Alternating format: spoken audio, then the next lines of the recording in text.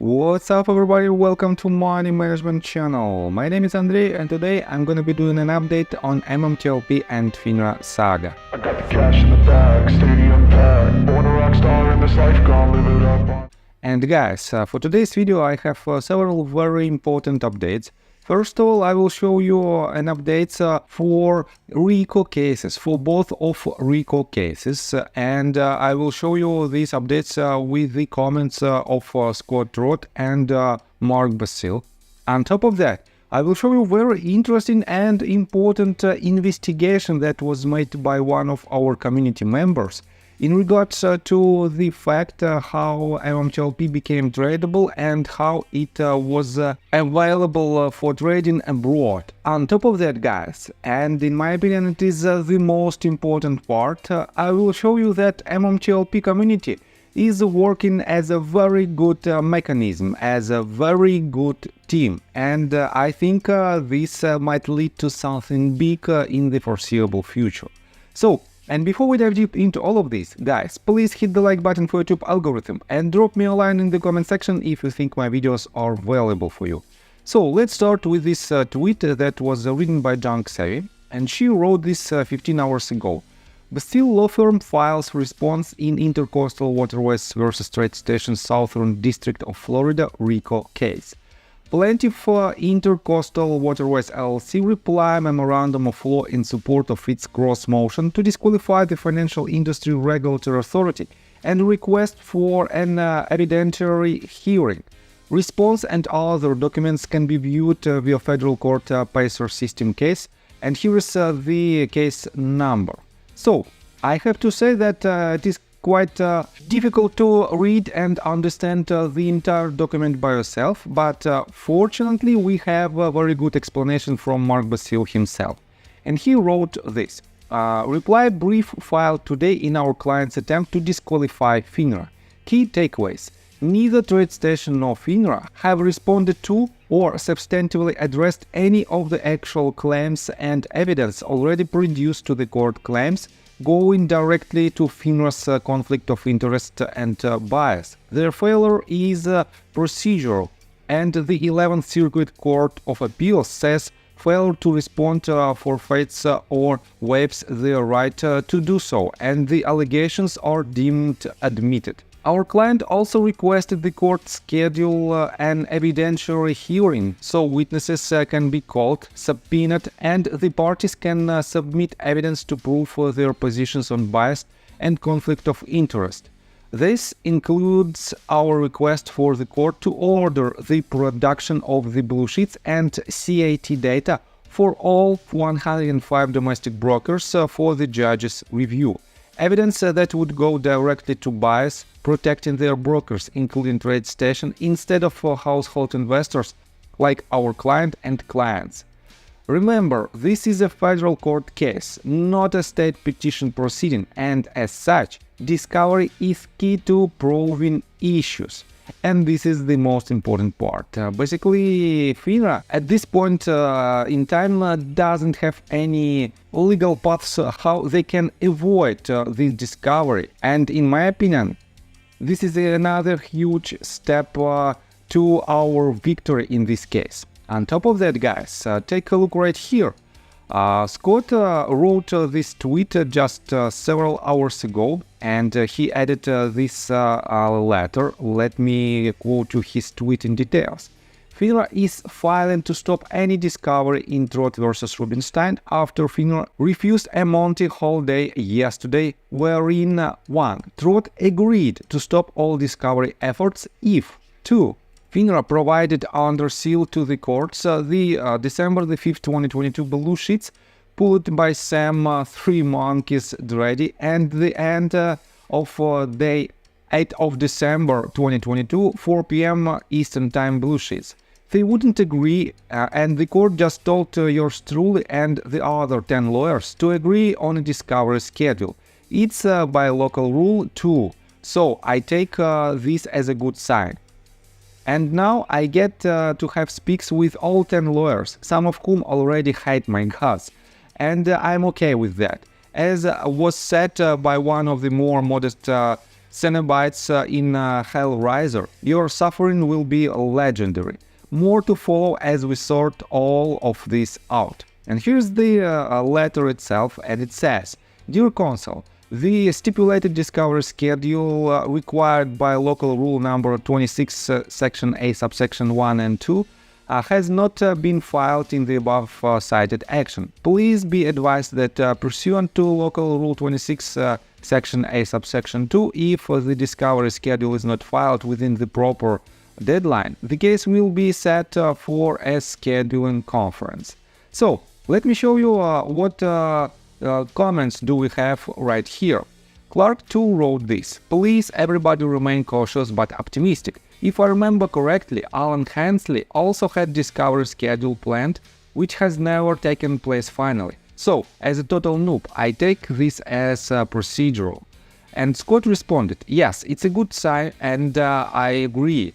Though I am optimistic, I am not over arbitration or dismiss motions yet." And guys, if you don't know who Alan Hensley is, he's the person who filed a lawsuit and he filed it, I guess, more than a year and a half ago. And this lawsuit was dismissed by the judge. Unfortunately, we've lost it, but the information that was in that lawsuit also was a part of the due diligence, and I have to admit that every fraction of investigation, every fraction of due diligence is extremely important for the entire community. On top of that, guys, take a look what did Crucial Mix write. What a great way to try and make a deal. I think any judge who sees this can smell something wrong, and we will get our discovery. If that's granted, it will be the single biggest decision in our favor. Thanks, Scott. Yes, I think, guys, we are about to see something big, and definitely we are nearing to the crucial decisions in our RICO cases, and both of these cases have all the chances to make some rulings in our favor. But definitely, despite the fact that this saga is very long right now, almost 2 years we are here, but at the same time, guys, we've found out a lot of evidence that might expose the wrongdoers, especially that might expose authorities. And in this case, guys, the changes in the US stock market is imminent, and I think it is a very big deal. On top of that, guys, take a look right here. Scott also wrote this tweet just several hours ago, and he said, "Folks, I'm getting a lot of requests for different documents. I will just post most everything I filed here, bookmark and use as appropriate. I'd ask all the rest of heavy breathers in MMTLP to do the same with their data, records, FOIAs too, and tag a few of us in it so we can be aware and bookmark." And guys, just recently Scott wrote another tweet where he asked all of the people who might be involved in MMTLP case to file a lawsuit. And he gave all the information that he has in his lawsuit, and he asks the rest of the community to do the same. And he's done it, and definitely it might help in our current and upcoming litigations, because as you can see, all the documents are very well structured and they stored in his Google Drive. On top of that, guys, Kostas also wrote the tweet that is the response to Scott's request. And Kostas wrote, "Hi MMTLP, if your SEC FOIA was denied because of 7A active investigation, well, if Sam Drady, SVP of National Cause and Financial Crimes Detection Program at FINRA, doesn't call out an active investigation in a legal court proceeding, then how can FOIA? As Sam would know if there is an active investigation ongoing and would have disclosed it.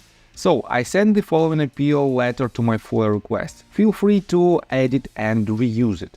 And he added this letter, and guys, this is, in my opinion, another evidence how powerful our community is, because we are not the separate people, we are like a huge family who are trying to help each other, and we are doing this. As you can see, we are doing this on a consistent basis. That is why, guys, you can use this information and these letters in your FOIA requests, and hopefully it will help us to see some other letters and some sensitive information from these requests.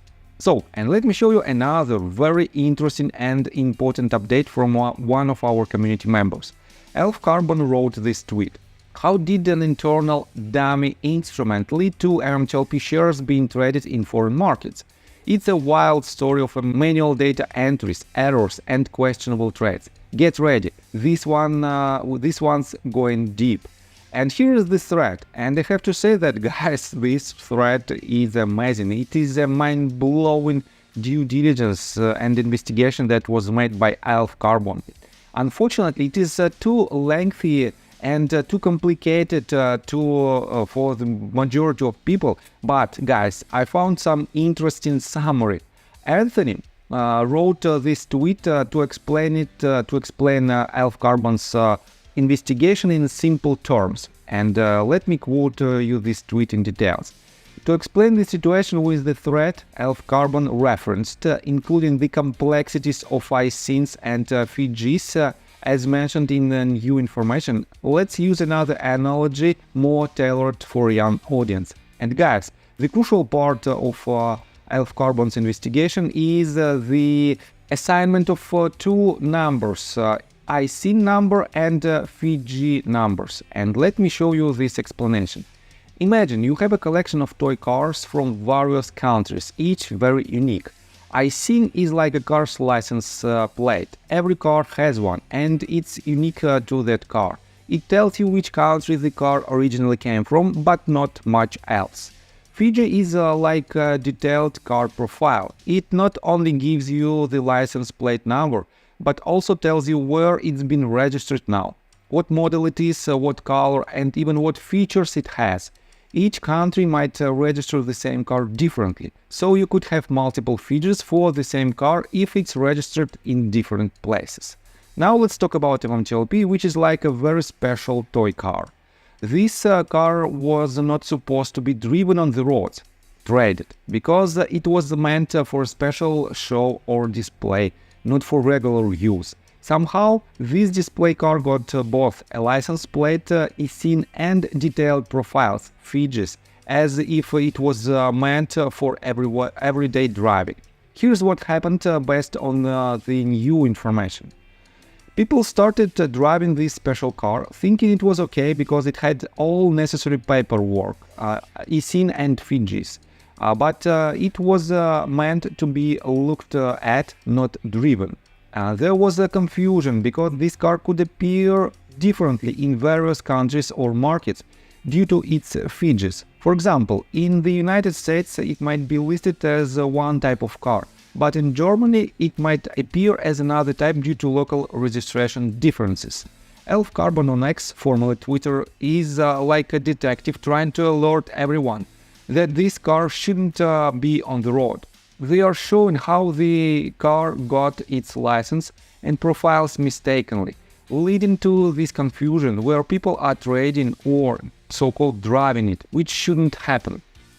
They are asking why big car shops like Charles Schwab, if we extend the analogy, are treating this display car as if it were a regular one, even erasing its records from their showrooms, internet listings, without explanation. Elf Carbon is also questioning why the car inspectors, SEC, haven't noticed that some of these car shops are behind on their paperwork, SEC filings, which might be connected to why this display car is being misused. So, combining the initial explanation with new details, Elf Carbon is trying to highlight a systemic error where a display-only asset MMTLP was given the identifiers of tradable assets, leading to its unintended use in markets worldwide. They've advocating for clarity, suggesting this mix-up needs addressing at a regulatory level to prevent further confusion or misuse, especially since different markets might treat this so-called car differently, due to its varied features. This situation points to a broader issue of oversight in how assets are classified and managed across global markets, where even regulatory bodies might be slow to correct or acknowledge such errors.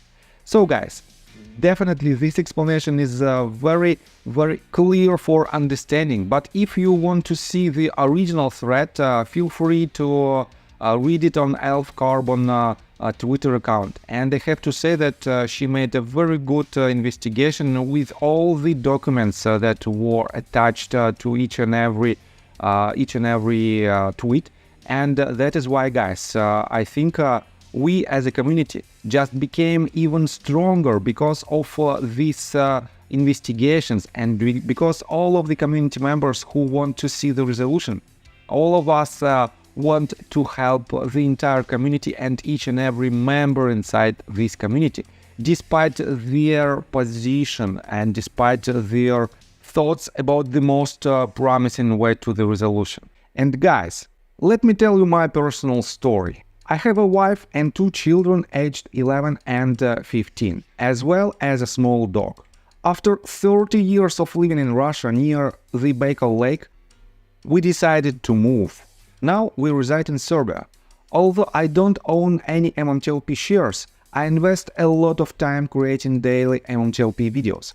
I have been doing this every day without days off and holidays for more than 1.5 years.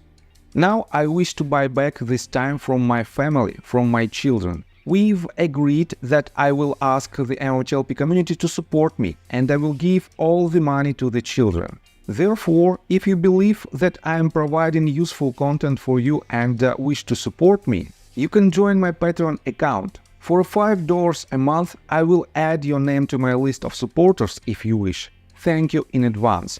The link you can find in the description below. So, I think that's all information that I want to provide you. If you like my video, please hit the like button and subscribe to my channel, and see you guys and girls next time. Bye! I got the cash in the bag, stadium packed. Born a rock star in this life, gonna live it up on the attack. Baby, I'm bad, I just wanna get caught up in this